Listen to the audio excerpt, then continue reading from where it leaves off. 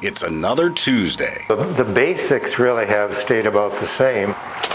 And Harold Applehof is back at work. I'm an X-ray technician. It's a job he's held for a long time. Since 1963. You know, it was interesting. I never thought I'd be doing it that long. For almost 60 years, Harold Applehof has been working as an X-ray technician with the Kent County Health Department, and almost exclusively in the area of tuberculosis. He has certainly seen some changes. We went from hand developing to automatic processing to now the internet and the cloud. In 1963, the X-ray machines looked like this. This photo is from the Kent County Health Department archives, and it may very well show the actual machine that Harold used to use. But he prefers to look forward rather than reminisce. You use less exposure. The films comes out just as hot, in fact, even maybe more so. And you can look at your image on TV and you could correct that image into just the type of contrast and density that you want before you send it on for reading. So many advances in 60 years, not just in the technology, but in TB treatments as well. He talked to me about how bad people's lungs were, long ago when he was doing x-rays, and he rarely sees that now. I just felt like I was contributing to the care of man. Applehof's colleagues say his attitude inspires their own work. Harold is a gem. We are just lucky to have him.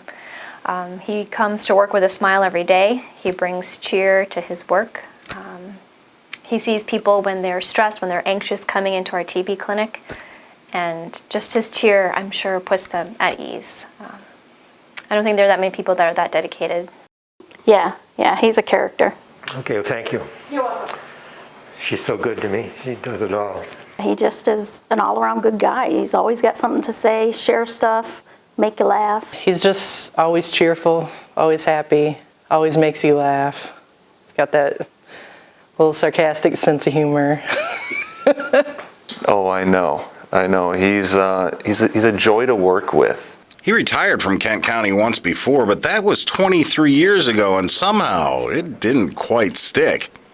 He's cut back to just working Tuesdays now, but you don't want to ask him if he's ready for the rocking chair. No, I'm not. No. If you really want to learn something about Harold Applehof, ask him instead why, after nearly 60 years, spanning 7 decades, he still spends his time here. I can contribute in a small way, even now, to this clinic, and somebody has to do it, and I think I met somebody. But perhaps the best way to learn from Applehof is to ask his colleagues what they've learned from him. That's a great question. Having that great of a work ethic, and just loyalty to want to work is something that's so hard to come by, I feel like, especially in like my generation. Just how, to be so joyful and happy and always have a smile on your face, that's something right then and there. As long as he's working, I'm going to tap into that, because that is so awesome, and it's contagious. If we can come to work with that kind of energy, with that kind of spirit, that what we're doing is fun, I hope I can say that in 60 years.